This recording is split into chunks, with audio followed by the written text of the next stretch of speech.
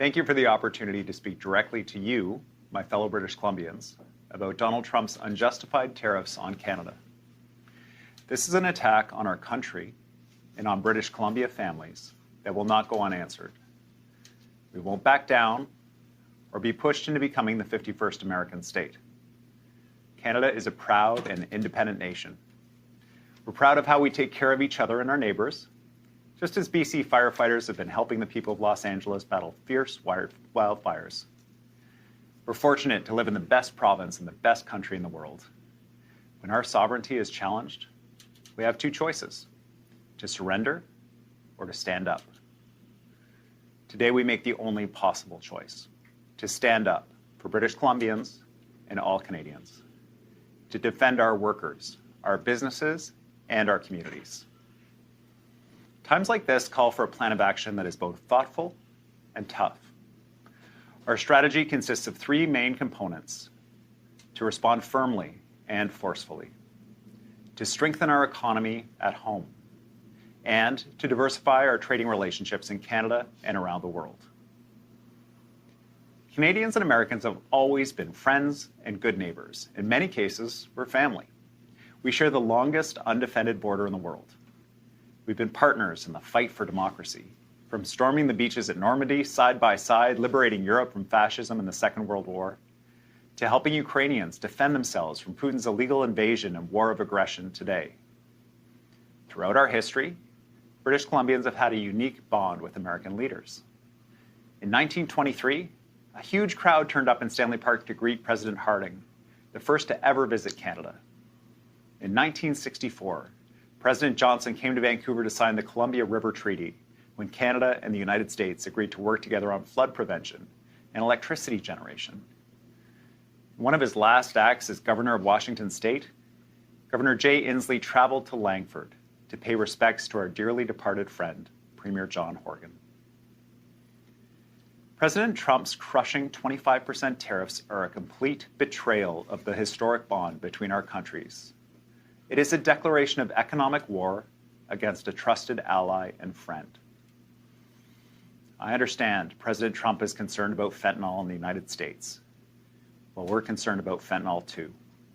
It's taken too many lives here in BC and made people and communities less safe.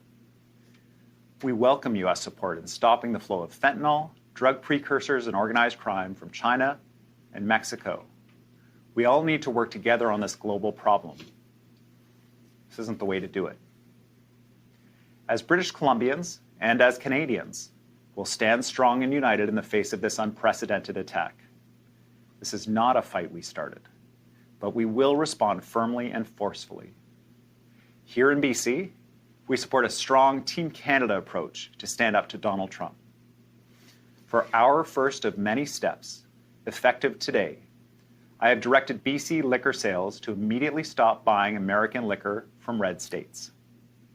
Liquor store employees will be removing the most popular of these brands from government store shelves.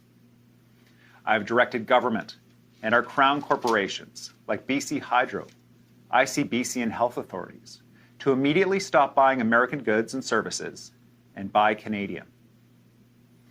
And finally, we have communicated our full support to the federal government for a comprehensive, targeted set of national tariffs against American products.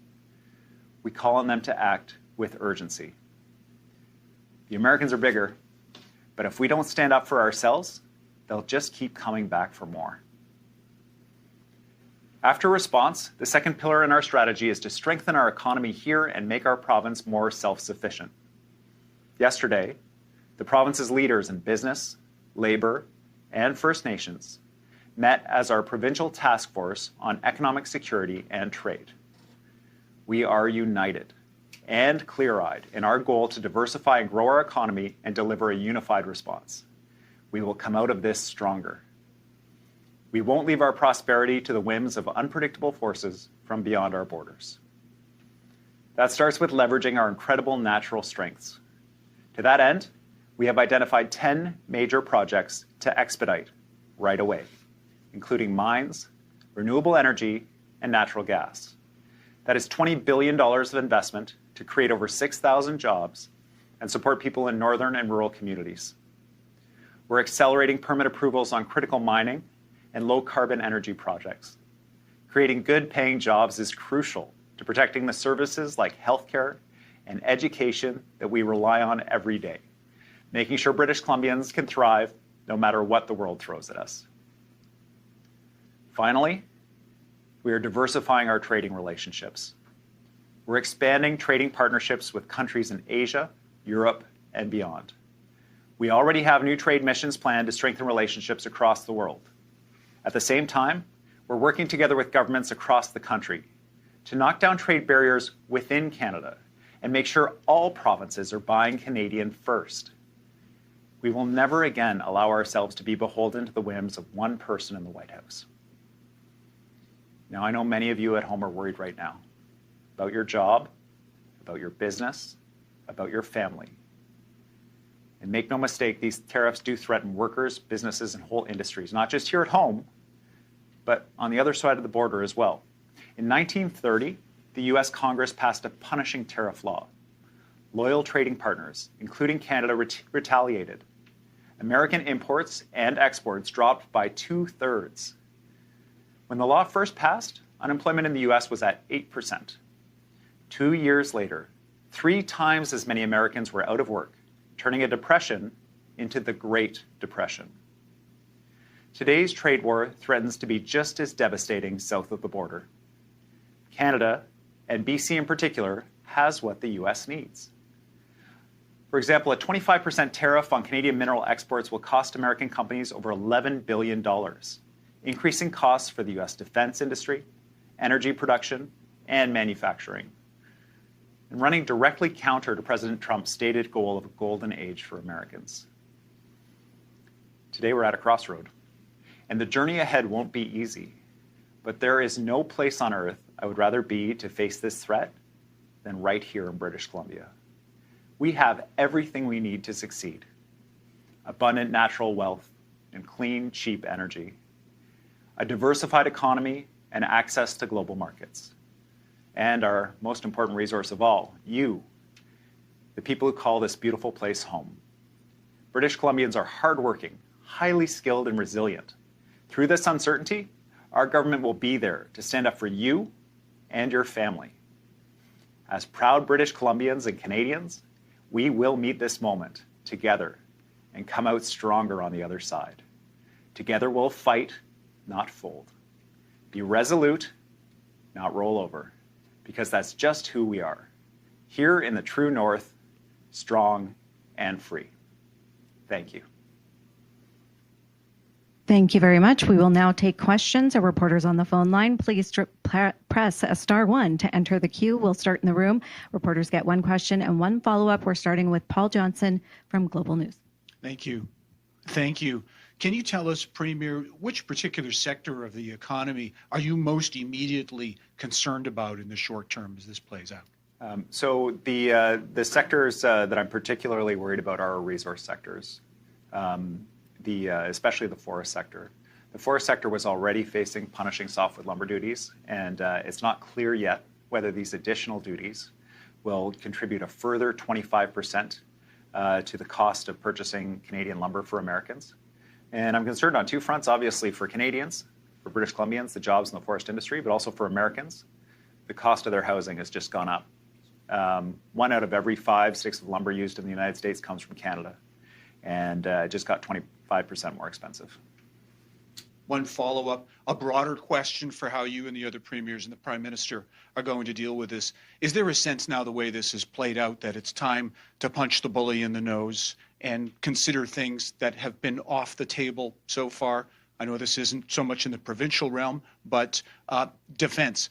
We're about to buy a bunch of surveillance planes from Boeing, replace our fighter jets, a multi-billion-dollar deal from Lockheed Martin.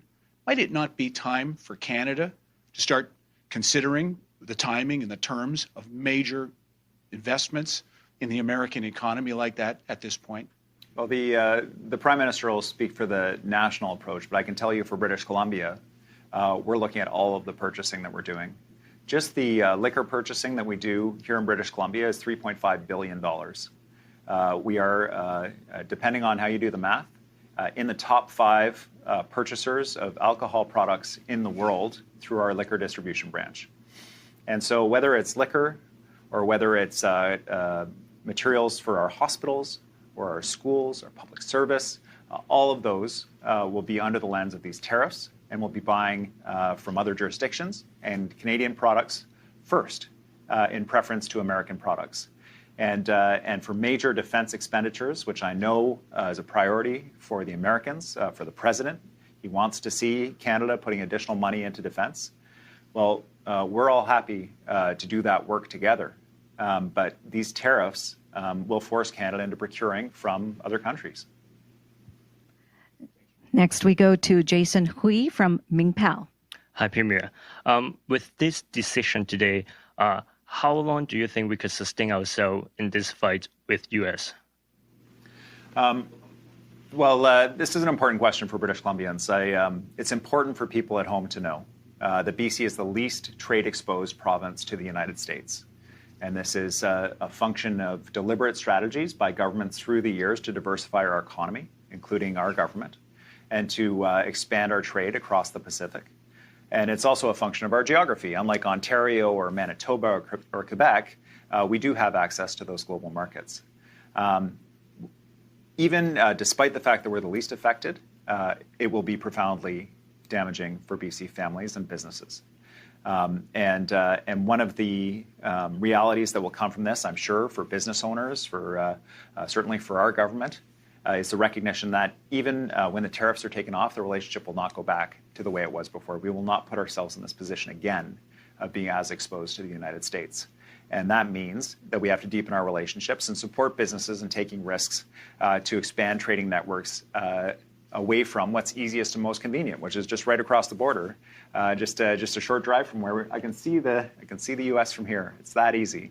But we have to push ourselves to diversify those trading relationships so we protect BC families and Canadians from future actions like this. One follow-up.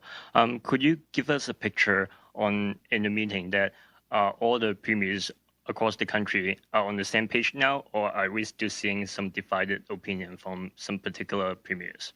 Yeah, we had an emergency First Ministers meeting today with the Prime Minister, and premiers were united and resolute about the need to respond firmly and forcefully to these tariffs. And I believe that the President's actions have really brought Canadians together and focused us on the threat at hand to our jobs, to our families and our economy, and, by the way, to American families as well. Next, we'll go to the phone lines. Reporters, please take yourself off mute and off speaker so we can hear you clearly. We will start with Nono Shen from the Canadian Press. Go ahead, Nono. Oh, hi. For taking my question. So, Premier, I noticed that in President Trump's executive order, he singled out BC, saying Canada's heightened domestic production of fentanyl is largely from BC. It seems to me that President Trump thinks BC is one of the players in international fentanyl trade. I wonder, may I ask your reaction on that? Well, I've heard many justifications for these tariffs from President Trump. And I also heard him say there's literally nothing that Canada can do to prevent these tariffs from being put in place. And I take him seriously at that. I also take him seriously in his stated concern about fentanyl. I share that concern.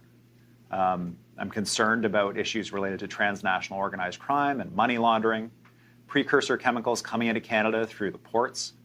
And when you're talking about transnational organized crime, you have to work together. Countries have to work together. And I can't imagine a stronger ally, certainly than our provincial government. If the president wants to come up and wants to do that work, he can come to British Columbia and we can talk about the work that we can do together. I'm keen to do that because we share a goal of addressing those major issues. But I can assure you that this is not the way to do it. To have a 10% tariff on China and a 25% tariff on British Columbia and Canada, when one country, and certainly this province, wants to work with you to go at that issue, it doesn't make any sense to me. These tariffs don't make sense. They don't achieve his goal of economic growth for the United States. We provide so much of what the United States needs. And they are simply unjustified because we're here to do this work together. No, do you have a follow-up? Oh, yes. I have another question regarding for lots of people, for like lots of British Columbians, they are like worried about losing their jobs. They are like for lots of people, they are like anxious about how to pay their rent in the upcoming months. I wonder, do you have any message to reassure them? Thank you. Yeah, thanks, Nono. For people who are concerned about their jobs, and they're in trade-exposed industries where they trade particularly with the United States, and employers have made statements about the potential impact of tariffs. What I can tell you is that the federal government is working to ensure that the employment insurance program is there to support people. And just like during COVID, where we closed the gaps between federal programs that would have left British Columbians or British Columbia businesses out in the cold, we'll do that again. We'll make sure that British Columbians who are losing their jobs as a result of these tariffs are supported in two ways. One is with programs to ensure that you and your family get through this. And the other is by growing and strengthening our economy so that we have jobs that are not dependent on the United States, using our resources to ensure that we're delivering that strong and independent economy so you and your family have a prosperous future here, regardless of whatever happens south of the border in terms of the politics there. Next, we'll go to Wolf Deppner, Black Press. Go ahead, Wolf. Yeah, hi, good afternoon, Premier. Thank you for taking my question. Question regarding the expedited resource projects that you mentioned during the opening part of your speech. Can you give us a timeline as to when these projects might be going ahead? What is sort of the process also in terms of getting these projects sped up? Might you recall the legislature? Thank you. Thanks, Wolf. So as part of our work with the Economic Task Force, we put a call out to the major business organizations in the province, and we said, what projects are you aware of that your members have that are maybe hung up in some kind of process or could be expedited that could quickly get people employed, especially those projects that are not dependent on the American market. They provided us with extensive lists of projects. And the public service has been going through that list. Out of that list, and we had our own internal list within the province, we've identified 10 projects that we believe can be moved along quite quickly and get shovels in the ground, get people hired around construction. There's energy projects, there's mining projects. And these are particularly projects that are in smaller, rural, and remote communities that are going to be disproportionately affected by these tariffs. That's just the beginning. That list of 10 projects is just a fraction of the list as a whole, and we'll be working closely with the task force to address not just these specific projects, but also the underlying challenge that led them to get hung up in the first place, so that we come out of this on the other end stronger, more prosperous, and more efficient as a jurisdiction to do business in, and more attractive to jurisdictions around the world other than the United States. Wolf, do you have a follow-up? Oh, and the legislature? Might you recall the legislature to get some legislation out on these projects? Yeah, we will have legislation, Wolf, that relates to expediting projects in the province, and we're going to be there very shortly. I look forward to seeing you there. Great. We will go now to Thomas Seal from Bloomberg. Go ahead, Thomas. Hi, Premier. As Attorney General, you took action to curb money laundering in BC, and as someone else mentioned, the executive order mentions the FinTrack report by name and BC by name. You've spoken recently yourself about how more needs to be done on this file. So do you think there was some failures from the federal government in Canada to allow it to get to this point, notwithstanding maybe the US approach? And do you think more will finally be done on this file? And if so, what needs to be done? Yeah, I mean, British Columbians have been ringing the alarm bell on concerns about money laundering and transnational organized crime for a number of years now, and we did a full public inquiry on the issue of this money flowing through our province. We've made a number of reforms to increase transparency around who's buying properties, to reform issues related to the luxury automotive sector, and to ensure that protections are in place. And you know, my concern about that, and my strong desire that the federal government do better on that issue, does not justify for one moment what Donald Trump is proposing to do to Canadian families and Canadian jobs. This is an issue that, by definition, is international in nature, requires countries to work closely together as trusted partners. And I believe that working closely with the United States, Canada could make some incredible traction on this. And I ultimately hope that that's what happens. But these tariffs are actually an obstacle to that work happening, because I would say trust is now at an all-time low, that there are not good dialogues happening. And I do think we need to do that work. I think if President Trump wants to do that work, British Columbia is here. Encourage them, come. I think we're, as I say, the best province and the best country in the world. Let's sit down and figure out what we can do at the provincial level.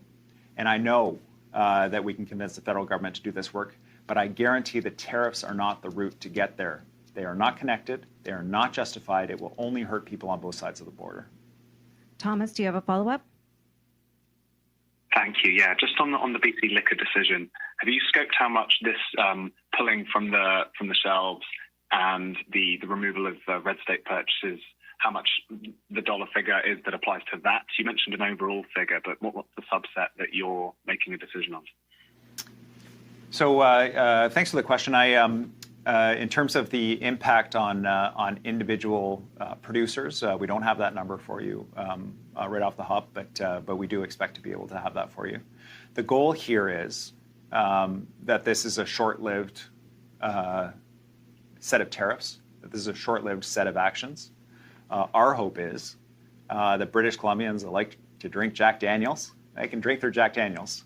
I had a particular experience early on in my drinking career that with Jack Daniels that it's not my drink of choice.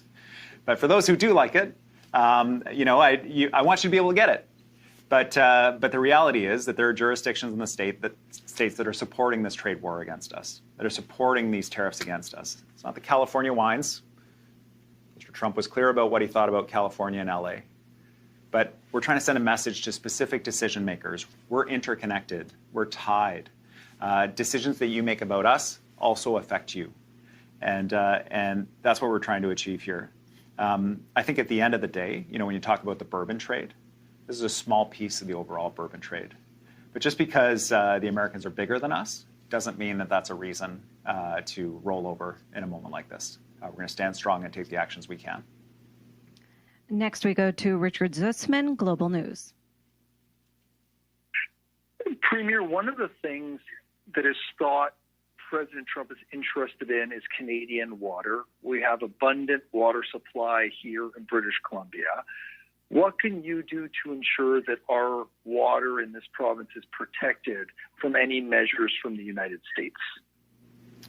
Well, Richard, your question's about water, but I think it's about a more fundamental thing, and I can't believe we're actually having this conversation. What started as a joke about the 51st state, I think has become a credible threat to Canadian sovereignty, with the president saying that he wants to use tariffs to force us into a subordinate economic union with the United States of some kind. Now, we're not the 51st state.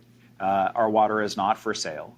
And partnerships and working together on the issues of shared concern, there is history that is generations long between our two countries on that, and we are keen to do that work. But the fact that we have to ask that question, well, what about our water and what about our national sovereignty in the face of the comments from the president, I think really reflects that this isn't just about the jobs. This is also about who we are as Canadians and who we are as British Columbians, and ensuring that we're defending our country in a moment of what appears to be a serious threat. Richard, do you have a follow-up? I'm good. Thank you. For our last question, we will go to Mary Brooke from Island Social Trends. Go ahead, Mary. Hi, Premier. Can you tell us a bit about the food security aspects of BC while these tariffs are going on? I'm thinking farmer support, households, anything in that area? Thanks. So my concern about food for British Columbians who are already struggling with global impacts that are driving up the cost of groceries on the shelf is that the Canadian dollar is likely to take a significant hit as a result of these tariffs. Now, in some ways, that's helpful in the sense that it blunts the impact of the tariffs. It reduces their impact on our ability to sell products to U.S. customers, and it preserves jobs. In other ways, it's really unhelpful when we're buying food that's imported from the United States. We export a lot of agricultural products to the United States. Americans will find that their pasta is more expensive. They will find that greenhouse products that are grown all along the border from Canada, that transit the border and head into the northern U.S. are more expensive. They'll find that avocados are more expensive because of targeting Mexico. And for Canadians, we know a few things. One is that our supply managed industries like dairy and eggs and chicken and so on will continue to be unaffected by this. But products that are imported from the United States will be more expensive. But my message to British Columbians and to Canadians, my hope is that given the choice, when you're looking at two products on the shelf, I was at Costco, I was looking at the Captain Highliner fish, I was looking at the Jane's fish. The Jane's had the big Canadian maple leaf on it. We make the Canadian choice. You choose the Canadian product when you have a good substitution to make. That'll do two things. One is it'll help keep your costs down in a time of strain around affordability. But the other is it will send a message. Mary, do you have a follow-up? Yes, thanks. Supports for everyday Canadians or British Columbians. Will there be emergency supports other than the EI for employees? Will small businesses and individual households be given support during this likely recessionary time? Thanks. Thanks. Yeah, we're working closely with the federal government.